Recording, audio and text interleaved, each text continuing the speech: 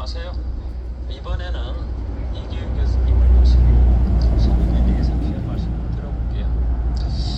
많은 사람들이 제가 이제 면역력에 관련된 강의에 집중을 하고 있는데 갑자기 소금을 강의한다 그러니까 소금하고 면역력과 무슨 관계가 있냐 그랬는데 소금과 면역력이 아주 밀접한 관계가 있습니다.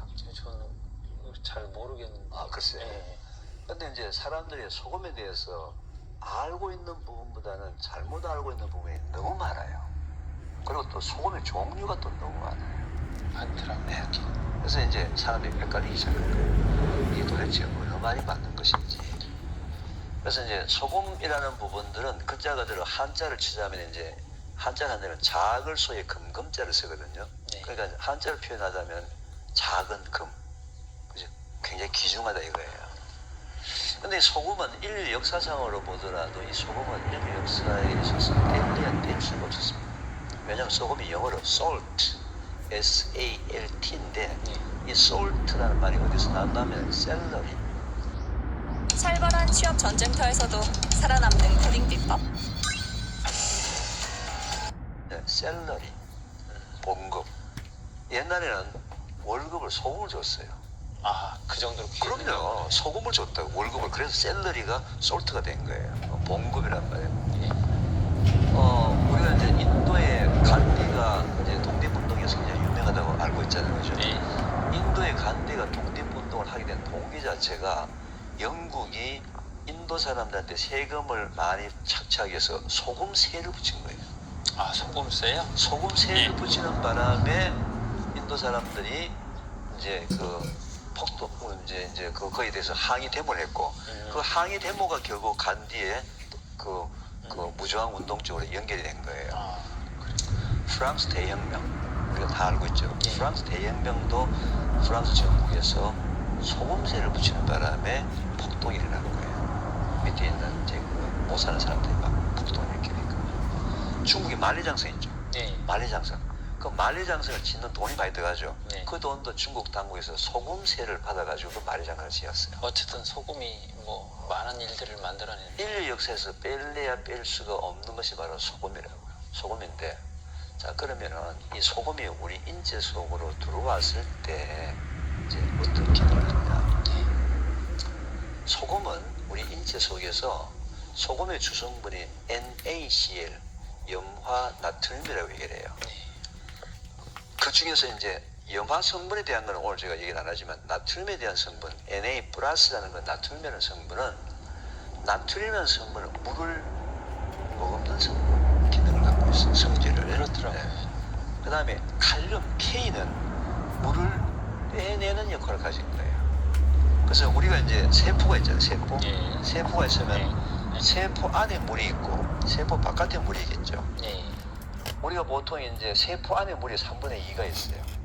세포 바깥에 물이 3분의 1이 있어요. 그 정도 비율이요? 우리 인체의 전체 한 70%는 물이란 말이에요. 70%가 물이면은 예를 들면 몸무게가 60kg이라면은 체력의 70%가 42kg이 42리터가 물이 있는데 네. 그 중에 3분의 2가 되는 것은 세포 안에 있고 3분의 1은 세포 바깥에 물이 있어요. 네. 3분의 2와 3분의 2 균형이 맞아야지만 세포 올바른 모습이 있겠죠. 네. 아, 세포 안에 물이 많으면 어떻게 됩니까?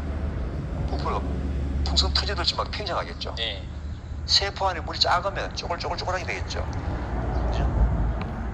이때 세포가 정상 기능을 갖고 있어야지만 모든 기능, 면역력을 비롯해서 모든 기능이 정상으로 돌아가는 거예요.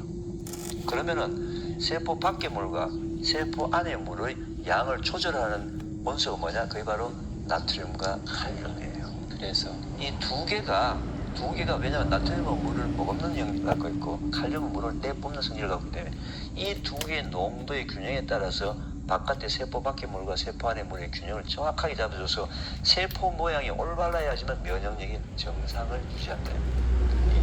팽팽하거나 쭈그려지게 되면 면역이 떨어집니다.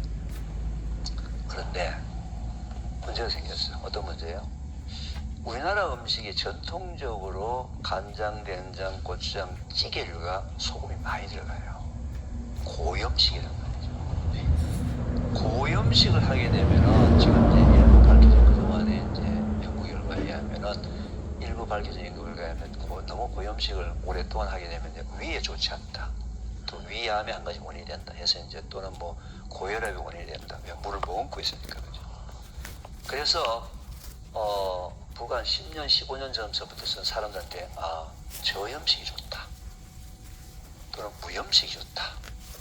라는 것 때문에 과거보다는 소금량을 점점 적게 먹기 시작했어요. 예.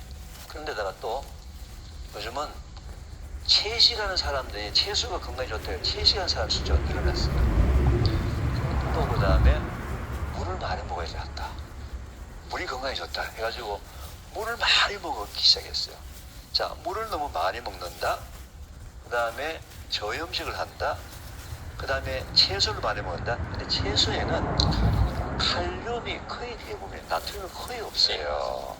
그래서 칼륨이 많고 나트륨이 거의 없기 때문에 초식동물, 풀을 먹는 염소나 양 같은 초식동물들은 반드시 그 목자가 초식동물한테 소금을 먹여줘야 돼요. 네, 연에 한 번씩 꼭꼭. 제가 예전에 들은 얘기 중에 하나가 멧돼지가 민가에 습격을 하면 제일 먼저 소금 단지부터 이렇게 한다는 소리를 들었어요. 소금을 먹어줘야 돼요. 안 그러면 걔들 다 죽어요. 왜냐면 칼륨만 많으니까. 그럼 세포가 찔려지니까 그죠. 빅스 네트워크 노상천 회장님을 모십니다. 이놈의 그럼 세포가 찔려지니까 그죠. 그래서 이 세 가지가 되게 되면은 물을 많이 먹고 그 다음에 채소. 저염식을 하고 채소를 많이 먹기 때문에 나트륨 양은 계속 작아지고 칼륨 양은 계속 높아지는 밸런스가 되니까 세포가 쪼그라들면서 면역력이 떨어지는 이 현상을 뭐라 그러냐 저나트륨 혈증. 저나트륨 혈증은 혈액 검사할 때 의사한테 부탁하게 되면 내가 나트륨이 정상인지 아닌지를 피 검사를 해줘요. 피검사 네, 피 검사를 하게 되면 저나트륨 혈증인지 아닌지 정상인지를 금방 알 수가 있어요. 근데 현대인의 가장 많은 사람들의 경향이 저나트륨 혈증으로 갑니다.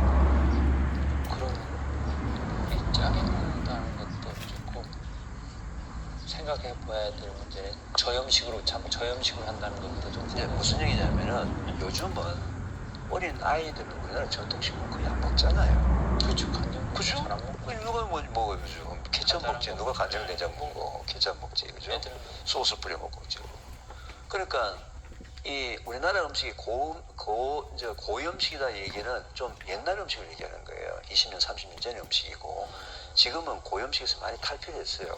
그런데 이제 현대인의 추세가 먹는 물의 양이 늘어나면서 저염식을 먹으면서 채소량이 먹으면서 나트륨과 칼륨의 농도가 계속 균형이 깨지면서 건강이 나빠지면서 면역력이 떨어진 사람이 무지무지 많은 거예요. 많아요. 굉장히 많아요. 그래서 심지어는 암 환우분들 중에서 소금 먹고 나았다는 사람들이 있어요. 좀. 그게 균형이 깨지는 사람들은 그렇죠. 그 사람들한테 금방 도움이 되죠. 왜냐면 면역력 회복이 바로 돼버리니까. 네. 세포가 근데 이제 내가 안타까운 건 뭐냐면요. 소금을 이제 안 먹던 사람이 소금을 먹으면요. 일주일 만에 벌써 자기 몸에서 변화가 나타납니다. 몸무게 피부도 좋아지고요. 네. 왜냐면 피부에 이제 습기가 머물기 시작하니까 네. 나트륨이 작을 때 피부가 계속 물이 계속 빠져나갔잖아. 칼륨이 많으니까 빠져나가니까 피부가 건조하지. 그죠? 네. 쭈글쭈글하고 건조하죠. 그죠? 피부가 팽팽해지는 데다가 또 피부가 쭈글쭈글해지면 점들이 많이 생겨요. 검은 점들이 이렇게. 네, 항문이 많이 생긴다고. 부족하니까 그런 거 좋아지죠. 하여튼 뭐 나트륨량이 작게 되면요. 일단 전기 발생량이 작아져요. 힘이 없어져요. 우리 다 힘이. 왜냐하면 세포 속으로 물이 들어갔다 나갔다 하면 수력 발전 하면서 전기가 발생되는 거까지 우리가 에너지가 진동되는데 그래서 이제 문제는 이제 그 소금을 먹어야 되는데 두 가지 문제가 있어요. 첫째, 어떤 소금을 먹어야 됩니까? 천연염이 좋습니까? 뭐 핑크색 나는 뭐 히말라야 핑크 솔트가 좋습니까? 아니면 뭐 죽염을 먹어야 됩니까? 뭐 아니면 뭐 자주겸을 먹어야 되나? 죽염 중에 또 보라색깔 되는 게 있어요. 자주겸을 먹어야 됩니까? 아니면 돌소금 암염을 먹어야 됩니까? 뭐 별의별 그러면 천연염 중에서는 뭐 간수병은 3년께 지난 게 좋습니까? 10년 지난 게 좋습니까? 그냥 뭐에 좋습니까? 뭐 별별 얘기가 다 나와요. 볶아서 먹기도 하고. 그런데 이제 우리나라의 전통적인 옛날 우리 조상들이 먹었던 소금을 자염이라고 얘기해요. 자염은 뭐냐면은 바닷물을 그 모래사장 근처 해변가에 가장 가까운 모래사장에다가 큰 크럭스를 만들어 가지고 이제 장작 물을 끓여요. 물을 끓여 가지고 물을 이제 데펴 가지고 물을 증발시켜서 만드는 소금이 이제 자염이라고 얘기하는데 예. 그게 이제 단가가 비싸잖아요. 아무래도 단가가 강원이니까 비싸잖아요. 그러니까 이제 우리나라만 보더라도 옛날에 한 30년, 40년 전에는 그 천일염으로 만든 굵은 소금, 굵은 소금 있죠. 그 굵은 소금은 주로 식용으로 쓰지 않고 주로 배추를 절이거나 김치 담글 때 뿌리거나 또는 눈 올 때, 눈 녹으라고 뿌리는 주로 그런 종을 사용해서 우리나라에서 천일염은 굉장히 오래 기간 동안 광산으로 착용했어요. 광산업으로, 광산업으로 취급을 했어요. 그래서 식용을 못 먹어서. 그 우리나라 식용을 어떻게 먹었느냐? 왜 이제 그 천일염은 그때 못했냐면 천일염은 주로 서해안 쪽에서 생산이 되는데 서해안에는 뻘이 많아요.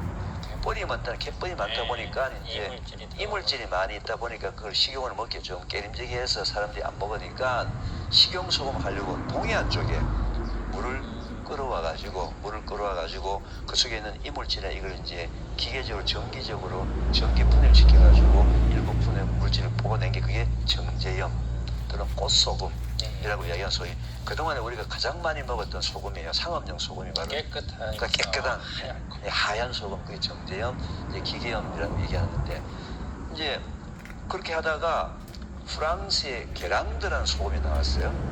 프랑스의 게랑드라는 소금이 전 세계에서 가장 유명하고 가장 비싼 소금이 팔린 거예요. 근데 그게 천일염이에요. 그것도 황토 바닥에서 만든 토판염이라고 얘기하는. 우리나라 토판염이라고 얘기하는 그 천일염이 전 세계적으로 왜 인기가 얻었냐면 일반 천일염보다는 여기는 황토 바닥에 하다 보니까 미네랄의 종류와 농도가 굉장히 높은 거예요. 미네랄 양이 많은 거야.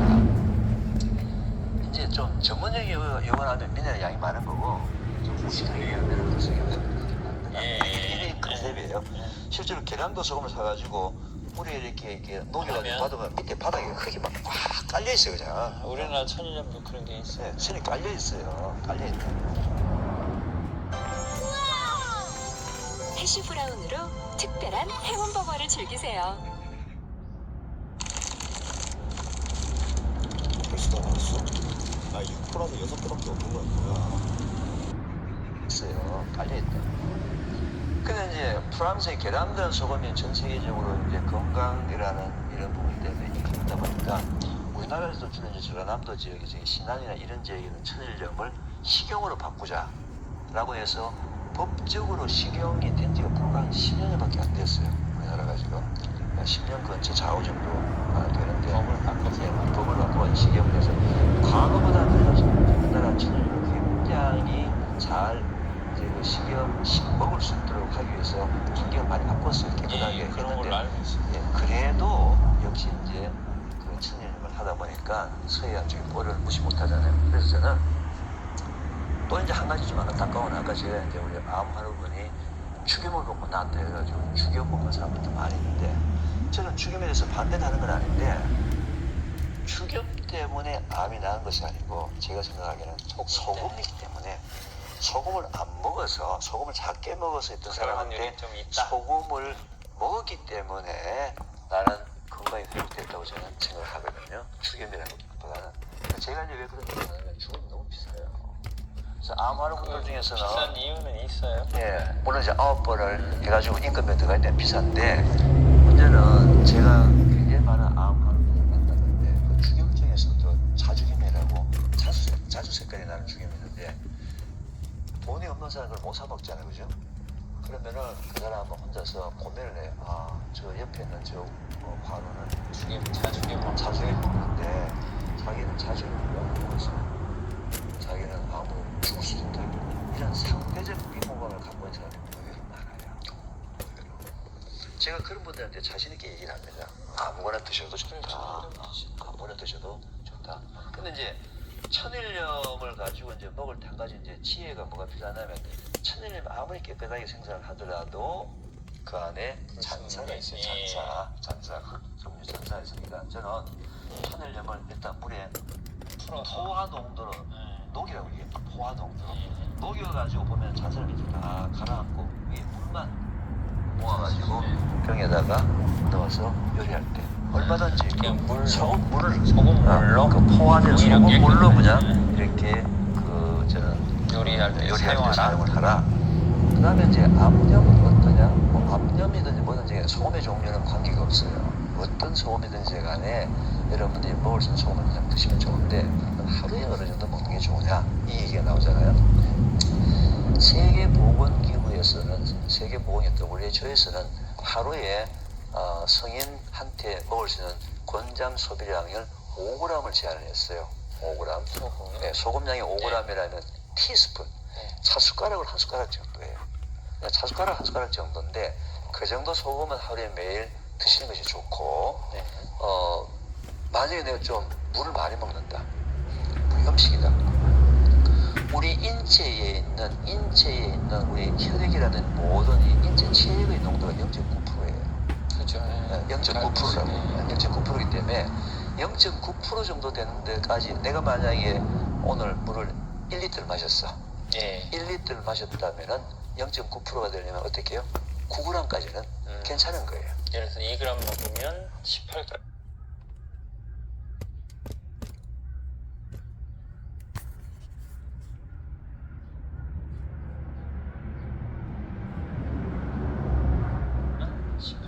그렇죠. 먹어도 더 먹어도 되는데 문제는 이제 자기가 음식을 통해서 일부 어느 정도 들어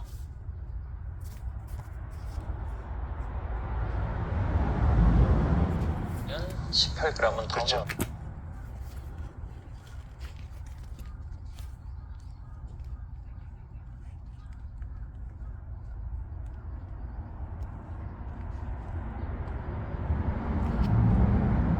은 18g은 그렇죠. 더 먹어도 더 먹어도 되는데 문제는 이제 자기가 음식을 통해서 일부 어느 정도 들어오는 양이 모르잖아요. 예. 모르기 때문에 그렇게 9g 그렇게 먹지 말고 예. 저는 맥시멈 해봐야 5g에서 10g 사이.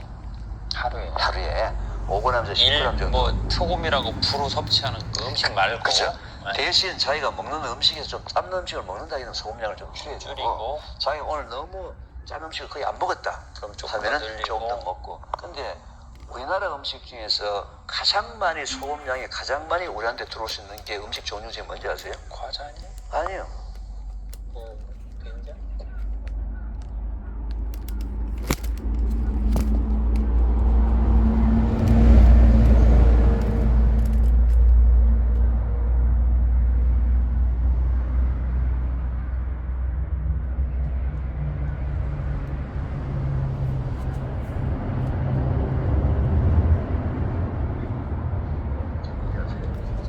아니요. 그럼 국찌개. 그걸 많이 드시는 분은 그렇지만 잘 안 드시는 분도 있어요. 그래서 이제 국찌개를 많이 드시는 분들은 국이나 찌개가 맛이 있으려면요 국은 1%, 찌개는 2%가 돼야지 맛이 있는 거예요.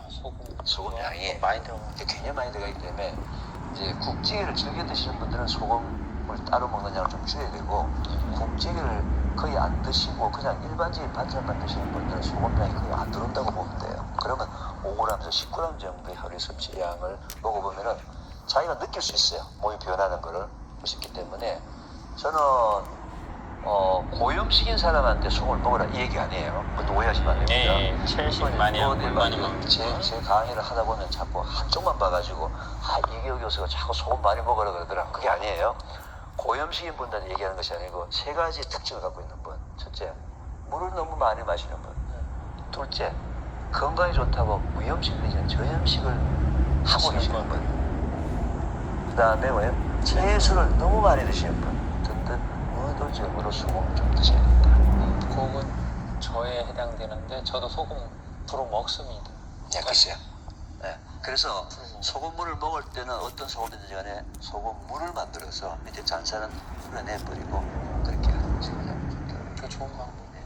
그 방법으로 해서 일정량의 소금만 자기 몸속으로 들어도 건강 회복이 굉장히 좋아져요. 상상을 초월할 정도로 좋아집니다. 면역력 때문에 장 건강에 좋은 식품도 있지만 세포 수준에서 그렇죠. 그 삼투압이나 어떤 그 카리하고 나트륨의 농도 균형에 있어서 소금도 중요하다. 굉장히 중요한데 지금은 이제 현대적으로 현대의 지금 우리나라 사람들의 추세 자체가 자꾸 나트륨이 줄어드는 쪽으로 식습관이 바뀌고 있기 때문에 저는 그걸 거의 좀- 다 지금 그런 쪽 그런 쪽 하고 있어요. 저염식 뭐 저염된 그래서 이제 채식 많이 하시는 분들 중에 건강이 나빠지는 분들이 채식을 제가 체크해보면 거의 대개 다 소금이 부족해서 그게 좀 클 것 같아요. 제일 큰 거예요. 왜냐면 거의 칼륨이니까 채소량이 그죠? 거의 예, 거기에는 칼륨이니까 칼륨이 많아요. 칼륨이 거기는 뭐 어마어마하게 들어있거든요. 그래서 채소가 좋다는 것은 이제 여러 가지 뭐 이제 그 파이토케미칼이라든지 식이섬유를 이런 것 때문에 좋은 건데 제가 얘기했던 나트륨과 칼륨의 균형적인 부분을 깨는 데는 또 채소가 가장 크게 기여를 해요. 기여를 하기 때문에 그것만 맞춰주면 얼마든지 문제가 없어요. 항시 그뭐 하나만 많이 먹을 일이 아니고 전체적으로 봐야 돼. 그렇죠. 예, 뭐 나는 채소를 그때 작게 먹으라는 얘기는 아닌데 채소를 드시더라도 뭐요 나트륨하고 적고 밸런스를 맞춰야 된다. 오늘도 그러면 좋은 그 소금에 대한 제가 좀 몰랐던 부분도 일부 있고 근데 실천 우연히 하고 있었어요. 그 저도 아까 말씀하신 물 좀 많이 먹은 편이고 채소 많이 먹는 편 그리고 저염식을 하는 편인데 그래서 저염식을 하는 게 아무래도 소금이 부족할 거다라고 봐서 우연히 먹고 있어요. 그러니까 뭐 음식은 안 넣먹지만 부족한 것 같아서 제 몸 느낌에 그래서 저는 개인적으로 제일 좋게 먹는 방법은 이제 저는 소금을 좀 가지고 다니면서 저도 물을 먹을 때 다 있어요. 물을 먹을 때 네, 물에다 좀 섞어가지고 뭐 약간 이제 그 소금기가 느낄 정도로만 섞어가지고 이제 하루에 적당량을 먹는 부분인데 하여튼 결론은 소금은 적당량은 먹어야 한다. 네, 너무 많이 먹어도 문제 생기고 너무 작게 먹으면 문제 생긴다. 그 다음에 제일 중요한 거 소금의 종류는 아무 관계가 없다. 네. 어떤 소금이든 간에 깨끗하게만 드시면 된다.